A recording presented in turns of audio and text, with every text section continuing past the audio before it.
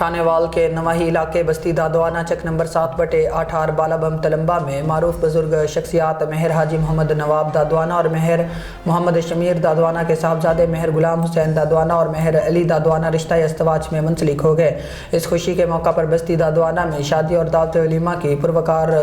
اور شاندار تقریبات منعقد کی گئی، جن میں علاقے کی معزز شخصیات، عزیز و اقارب، دوست احباب اور اہل علاقہ کی بڑی تعداد نے شرکت کی۔ دعوت ولیمہ کے موقع پر مہر حاجی محمد نواب دادوانہ، مہر امیر دادوانہ، مہر شمیر دادوانہ اور مہر اعجاز حسین دادوانہ، مہر عمر حیات دادوانہ